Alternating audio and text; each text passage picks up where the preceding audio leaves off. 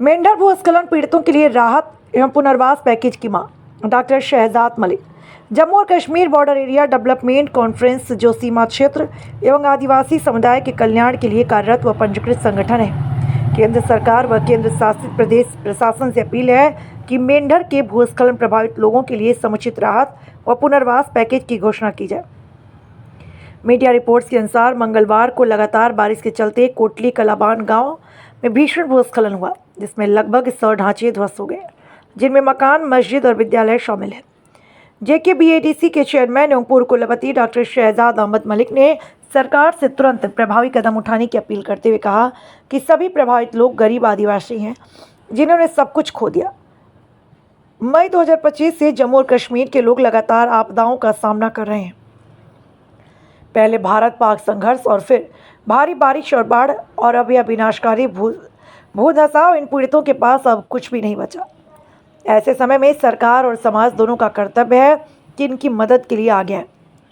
Doctor Shahzad ने यह भी कहा कि जम्मू और कश्मीर केंद्र शासित प्रदेश के लिए एक दीर्घकालिक और व्यापक राहत पैकेज की सख्त आवश्यकता है, क्योंकि हालिया बाढ़ ने लगभग हर क्षेत्र को प्रभावित किया। उन्होंने सभी राजनीतिक दलों के नेताओं से भी अपील की है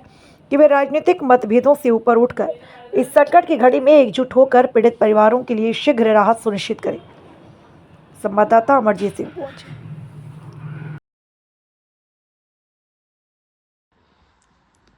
औज़ुबिल्लाहिमिनश्शैतानिर्रजीम, बिस्मिल्लाहिर्रहमानिर्रहीम। जैसे कि आप सब लोगों ने काफ़ी देर से ये देखा कि पहले तो गोलाबारी ने रजौरी पुंछ को काफ़ी डिस्टर्ब रखा और उसके बाद अल्लाह तबारिक व तआला की तरफ से जो बारिशों का कहर रजौरी पुंछ के ऊपर आया, उसमें भी हमने देखा कि बहुत सारे लोग मुतासर हुए, जिसमें खासकर मेंढर का एरिया, पुंछ का एरिया, सुरनकोट का एरिया, लेकिन पर्टिकुलर अगर आप देखेंगे तो संग्योट, कालाबन और गुरसाई का एरिया या पूरे मेंढर का भी बहुत सारे एरिया उसकी चपेट में आया। अभी अफसोस के साथ ये कहना पड़ रहा है कि काफी दिनों से आप कालाबन वाले इश्यू को देख रहे हैं, सब लोग उस इश्यू को रेज कर रहे हैं। हमारी भी सेंट्रल गवर्नमेंट से और स्टेट गवर्नमेंट से ये रिक्वेस्ट है कि जिस तरह से अभी तक रिहेबिलिटेशन का काम चला है, उससे काम चलने वाला नहीं है, बल्कि उस मौके पर गवर्नमेंट ऑफ इंडिया की तरफ से और जम्मू कश्मीर स्टेट की तरफ, जम्मू कश्मीर गवर्नमेंट की तरफ से एक खुसूसी टीम बनाई जाए जो जाके उस पूरे एरिया का मायना करे, क्योंकि उस पूरे एरिया में गरीब लोगों का रहना है और गरीब ट्राइबल्स वो रह रहे हैं जिनको बड़ी मुश्किल से गुजारा होता है। लिहाजा मेरी गुजारिश सेंट्रल गवर्नमेंट से भी है और स्टेट गवर्नमेंट से भी है कि उनका रिहेबिलिटेशन का काम अच्छे से देखा जाए और एक अच्छा खुसूसी पैकेज बनाकर उन लोगों की मदद की जाए। मैं एक बार फिर ये कहना चाहूंगा कि जिस तरीके से अभी तक जो पैसा पहले भी लैंडस्लाइड के लोगों के लिए आया है वो सफिशिएंट नहीं है। वो पैसा बीडीओ ऑफिस से जो दिया जा रहा है वो भी मुझे लगता है कि चेलों को खुश करने के लिए, जो पॉलिटिकल चेले होते हैं जिन्होंने सियासी लोगों को चलाना होता है, उनके ही कहने पर वो जा रहा है, बाकी गरीब लोगों तक वो मदद भी नहीं पहुंच रही है। लिहाजा मैं गुजारिश करूंगा डिप्टी कमिश्नर पुंछ से भी, SDM साहब से भी, LG साहब से भी और चीफ मिनिस्टर साहब से भी कि जो भी पैसा ग्राउंड पे आए उसके ऊपर पूरी नजर रखी जाए और वो पूरे अच्छे तरीके से गरीब लोगों तक, जेन्युइन लोगों तक वो पहुंचना चाहिए। दूसरी मेरी ये गुजारिश पॉलिटिकल लोगों से है कि इस वक्त तमाम पॉलिटिकल प्लेटफॉर्म्स को छोड़कर मेंढर, खासकर कालाबान और संग्योट और गुरसाई सर, ये 3 जगह जो इस कहर की चपेट में आई हैं,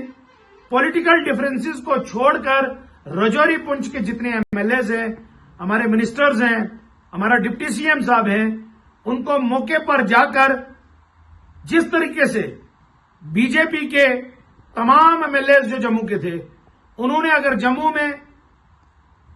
शदीद बारिशों की वजह से जो नुकसान हुआ, उन्होंने अपना CD फंड वहां दिया, तो मेरी गुजारिश यहां के MLAs, मिनिस्टर्स और डिप्टी CM साहब से यह रहेगी कि आप भी खुसूसी पैकेज के साथ साथ अपने CD फंड में से पैसा इन लोगों को रिहेबिलिटेट करने के लिए, लोगों तक राशन, पानी, सारी चीजें पहुंचाने के लिए आप भी इस कदम को आगे बढ़ाएं, जिसमें हम शाना बशाना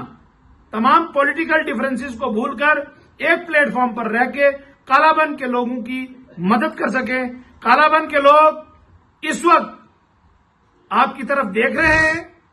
आपका रास्ता इसलिए देखा जा रहा है